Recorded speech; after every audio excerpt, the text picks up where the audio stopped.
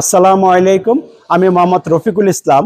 আজকে আমরা একটি ব্যাটারি ভোল্টেজ কিভাবে মেজারমেন্ট করতে হয় একটি ডিজিটাল অ্যাভোমিটার দ্বারা এটা আমরা টেস্ট করে দেখাবো। আমরা প্রথমেই এটা টেস্ট করতে গেলে আমাদের একটি ব্যাটারি এবং একটি ডিজিটাল অ্যাভোমিটার লাগবে। তা আমরা একটি ব্যাটারি নিয়ে আসলাম, একটা ডিজিটাল অ্যাভোমিটার নিয়ে আসলাম। এখন আমাদের এই টেস্টিং করার ক্ষেত্রে আমাদের এই মিটারের কিছু জিনিস আছে, কাজ করতে হবে। প্রথমে এই নবটাকে আমরা এই ভোল্টেজে আমরা সিলেকশন করব। এই যে ভোল্টেজ এখানে কারণ ওহমস আছে, অ্যাম্পিয়ার আছে, আমি যেহেতু ভোল্টেজ মাপবো আমি এই মিটারের ভোল্টেজে আমি কি করব, এই নবটাকে সিলেকশন করে দেব।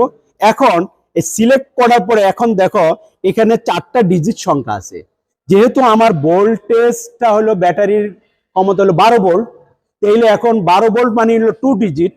এখন আমার এই দশমিকটাকে আমি এই যে রেঞ্জটাকে সিলেকশন করতে গেলে আমি কি করব, 2 ডিজিট আমি করব।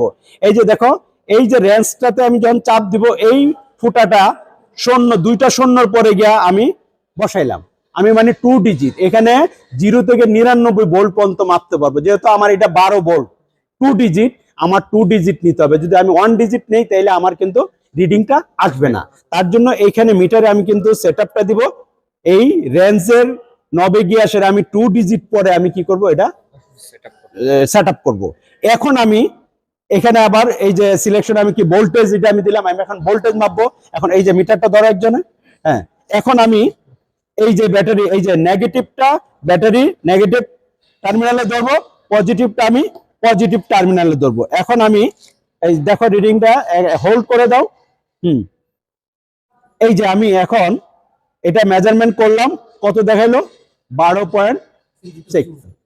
মানে একটি পূর্ণ চার্জযুক্ত ব্যাটারি যখন আমরা মেজারমেন্ট করব তখন 12.5 ভোল্ট থেকে 12.6 সামথিং এটা দেখাবে। একটি পূর্ণ চার্জযুক্ত ব্যাটারি, যেহেতু আমাদের এটা ব্যাটারিটা নতুন তার জন্য আমাদের রিডিংটা পূর্ণভাবে এটা দেখেছে। তাহলে আমরা যখন একটি 12 ভোল্টকে ফুল চার্জ দিয়ে মেজারমেন্ট করব ভোল্টেজ, তখন 12.6 এর উপরে আমরা এটা পেয়ে যাব। তাইলে বুঝবো যে আমার এই ব্যাটারির কার্যক্ষমতা ভালো আছে। তাইলে আমি ভোল্টেজটা কিভাবে মেজারমেন্ট করলাম।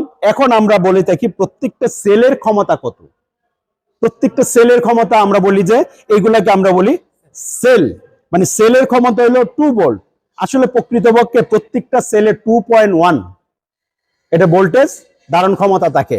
তাহলে 2.1 যদি হয় তাহলে একটি ব্যাটারির টোটাল, যেহেতু 6টা সেল, 6টা সেলে 6 দুগুণে 12 আর 12.6, কারণ ব্যাটারি গায়ে লেখা থাকবে 12 কিন্তু তার কার্যক্ষমতা আমরা আউটপুট পাবো 12.6 ভোল্ট।